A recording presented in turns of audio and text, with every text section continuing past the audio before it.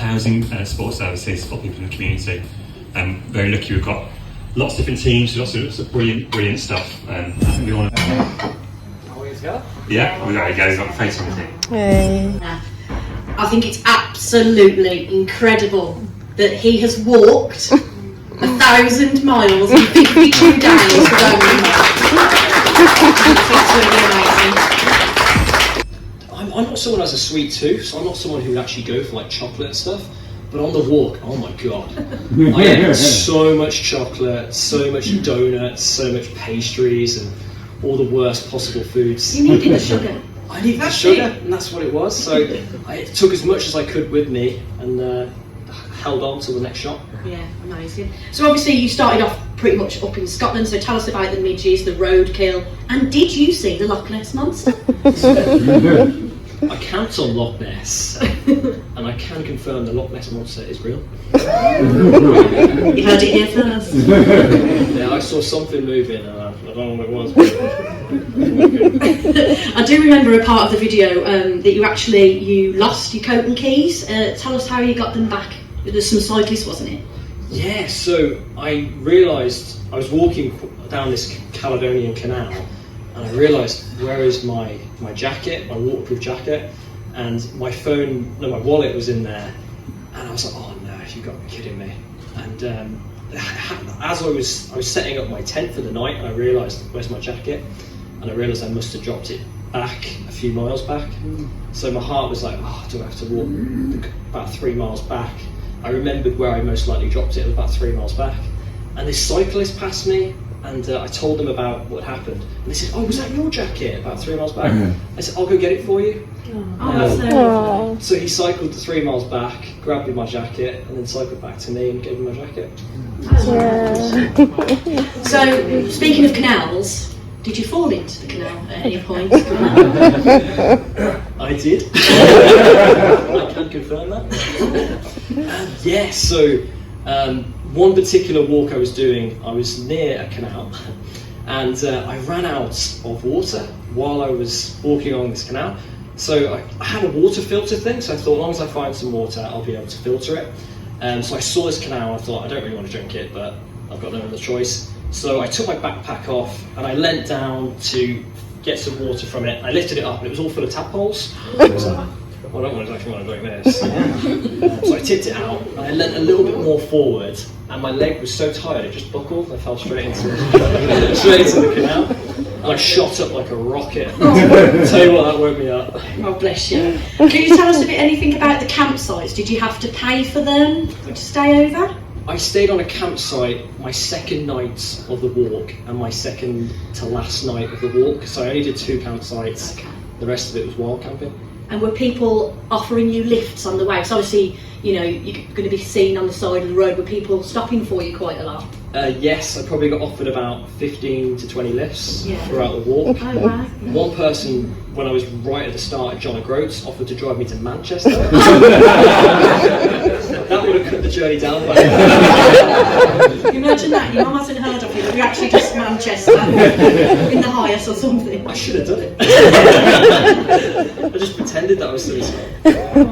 And they were quite nice to donate as well, weren't they, on the way for you, giving you cash and stuff? Yes, I met a few people that donated while I was out there. Yeah, that's really nice as well. So in terms of like the camping, you can camp anywhere in Scotland, is that right? Wild camping is perfectly legal in Scotland. But it's not in England? Not in England, so I had to be a little bit more sneaky about where I slept. Oh really? Okay. What did you do? What did you and Groot get up to? I would hide. I would find places to hide, and I'd literally just go into a bush. You went in a garden? I went to someone's garden at one point. Probably shouldn't have gone in the garden. They had a nice apple tree though. That's breakfast. Probably had about 20 apples. Well, I brought up Groot quite a lot because if you've seen the video, or if you haven't yet, please do. But Groot is your travel companion, so tell us about him. Why Groot, and what you know? Obviously, at one point you had to think about throwing him from the bag.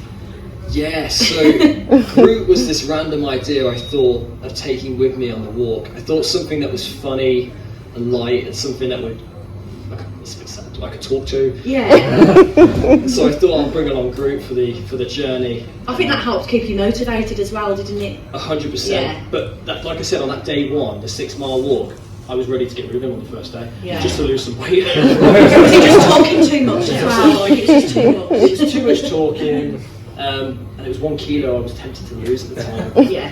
But no, I kept him in the end. Yeah. I'm glad you did, and I'm glad he's here tonight. Because obviously this is not only was the challenge a huge physical challenge, it was a massive mental challenge. So again, having Groot there as your travel companion, it was all about helping. 100%, well. yeah, about keeping me sane. And Yeah, happy definitely. throughout. So your brother as well, your lovely brother, he joined you as well. So how was that? What was that like? I'm guessing that gave you the boost that you needed. Yeah, so Marcus joined me for about 4 days.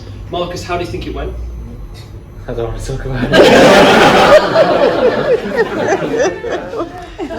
Just to put it into perspective, I did the 3 peaks challenge recently with Connor and Jacob and Joel, and I was way more screwed at the end of those few days with you than I was on that challenge. Like, I've never felt such pain all over my body. Like, wow. Was it hard for you to leave him behind, or was you quite happy He to was go really see I was looking down at my feet for about 4 hours. I look up and it's a road that's like miles in front of me. And I'm like, where's Connor? And then he texts me, be like, man, I'm at Morrison's. Fantastic. Probably getting some more donuts. So was it hard when your brother left? Did that make you more homesick? Yeah, Yeah. it did, yeah. It was really nice to have Marcus with those 4 days. It gave me a lot of morale. But yeah, when he went, I was like, oh, I'm such a shame. But on the other hand, I was like, I'm picking my pace.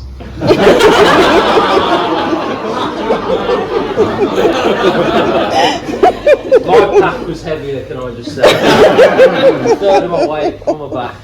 That's very true, yeah. So I feel better. Did you ever feel like giving up, or was it a case of you'd come so far and again you tied it back into about the war you was doing it as well, getting yourself out of your comfort zone, you were raising awareness of mental health, you were tagging us in all the posts we were loving to see, so was that helping you spur you on? 100%, yeah. I think when you tell people you're going to do something, you kind of feel accountable to do it as well. So when I said I was going to do this for Birmingham Mind, I thought I actually need to see it through. So I never really thought about quitting, but there were definitely some days I was like, oh, this is dragging, this is tough. Well, you did set out to raise £1,000 and you trebled that, so you've done fantastic. 1,000 I would have been happy with. Yeah, amazing. So as you got further south, what was it that was keeping you focused? Was it the fact that you're getting down to Land's End, you knew that your family were going to be waiting? Is that the kind of thing that kept you going? 100%, yeah. 100%. Just knowing I'm going to make it to the end. Especially once I made it past halfway, I was like, there's no way I'm going to fail this. No way. Absolutely.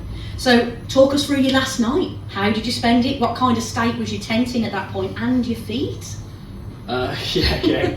Start with the feet. The feet, were pretty messed up by the end. I wish I could tell you the pain, but it's hard to describe. But they were really messed up, covered in blood and stuff, and really hanging out. My tent did a fairly good job. If anything damaged my tent, it was me who damaged the tent. And I burnt a hole in it trying to cook inside the tent. Oh, right. Yeah, and I did it twice actually, so there's 2 holes in the tent. So it was nice. Yeah, the rain was coming through the tent at night. I was like, oh, come on, mate, I should have done that. It was worth it. So how did it feel when you reached Land's End? Could you describe that for us? A sense of relief. I was thrilled, absolutely thrilled. I definitely felt it the night before because I camped a mile up from Land's End the night before, and I felt really, really good. I felt like I ticked it off the bucket list. Amazing, and it was quite nice weather, was it? It looked quite nice on the picture, definitely. Anyway, so how did you feel, Ruby, when you saw your son? After setting off, 55 days ago, what was that like for you? Oh, I mean, it was an amazing feeling, of course. I was surprised how much weight he'd lost as well. Like, he was half what he is now. Lost about 10 kilo. Yeah, he lost a lot of weight, but it was thrilling to get to Land's End. I'll tell you what, it took forever to drive down there, never mind walking. It took you a bit longer. So, obviously, you've done this epic challenge. Like I said, it's 1,000 miles, 55 days. Is this something that you would do again, or have you been totally put off and you never want to walk again? No. I won't be doing that again. No, if I was ever to do it again, I would do it in another country. Oh, interesting. But never say never on that. Okay, have you already got some thoughts about that then?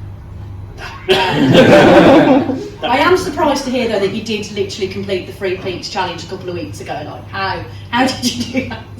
No rest for the wicked. So I've just got one final question then, Connor. So obviously you've chosen to do this challenge for Birmingham Mind to raise awareness for mental health. Why is that important to you? Okay, yeah. Mental health. Yeah, it's always going to be a tricky thing, mental health. But I'd say it's so important. It's the thing that we control. And it's something that we constantly have to work at. It's not something you just resolve once. It's something you have to ongoingly work at. I think stuff like exercise is amazing for that. But just doing little things to actually help yourself out. For my kind of goal and what I've done for myself is try not to put things off. If I want to do something, I'm going to try and do it as soon as I can, really, because there's no point putting things off, you know. But yeah, Birmingham Mind, they do such an amazing job. And I thought, what better than that, you know? That's lovely. Can we have another round of applause for that? We'll throw you back here and but yeah, I just want to say thanks a lot for all your family. It was brilliant to keep in touch with your mum all throughout the journey, because I know you didn't have the signal. But yeah, that's probably it from us. But wishing you all a great rest of your evening. Thank you. Oh, thank you.